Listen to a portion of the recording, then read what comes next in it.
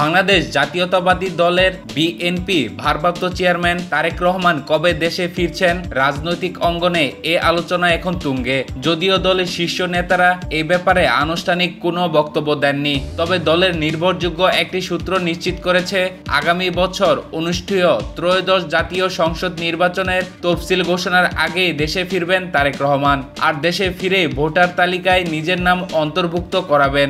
2008 সালে তত্ত্বাবধায়ক সরকারের সময় ছবিসহ ভোটার তালিকা প্রণয়নের কাজ শুরু হয়। তখন বিএনপির ভারপ্রাপ্ত চেয়ারম্যান তারেক রহমান ও তার স্ত্রী ডক্টর জোবাইদা রহমান লন্ডনে ছিলেন। ওই বছরে 11 সেপ্টেম্বর এই দম্পতি বাংলাদেশ ছাড়েন, ফলে দুজনেরই কেউই তখন ভোটার হতে পারেননি।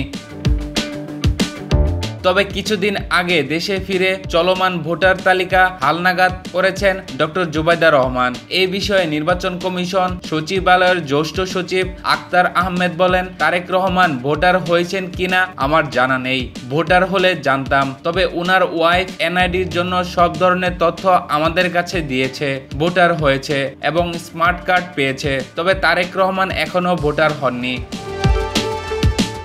ইসির তথ্য অনুযায়ী প্রবাসী বাংলাদেশিদের ভোটার করতে এরই মধ্যে কয়েকটি দেশে কার্যক্রম শুরু করেছে নির্বাচন কমিশন ইসি। যুক্তরাজ্যের লন্ডন, বার্মিংহাম ও ম্যানচেস্টারেও ভোটার কার্যক্রম শুরু হয়েছে। তবে তারেক রহমান সেখানে ভোটার হওয়ার জন্য এখনো আবেদন করেনি বলে জাতীয় পরিচয় নিবন্ধন অনুবিভাগের নিবন্ধন ও প্রবাসী শাখা থেকে জানা গেছে।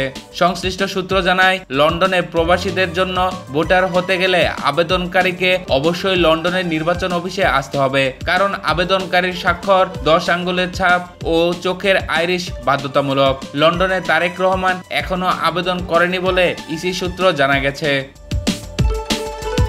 জাতীয় পরিচয় নিবন্ধন অনুবিভাগের নিবন্ধন ও প্রবাসী শাখার এক কর্মকর্তা বলেন, তারেক রহমান চাইলে লন্ডনে বসেও ভোটার হতে পারবেন। যুক্তরাজ্যের লন্ডন, বার্মিংহাম ও ম্যানচেস্টারের ভোটার কার্যক্রম চালু আছে। তবে খোঁজ নিয়ে জানা গেছে তারেক রহমান লন্ডনে ভোটার হবেন না, তিনি বাংলাদেশে এসেই ভোটার হবেন আমাদের জানিয়েছেন। চলতি বছরের 6 মে বিএনপি চেয়ারপারসন খালেদা জিয়া লন্ডনে চিকিৎসা শেষে দেশে ফিরলে তার সঙ্গে জুবাইদা রহমানও দেশে আসেন। পরে 5 জুন ডক্টর জুবাইদা লন্ডনে ফিরে যান।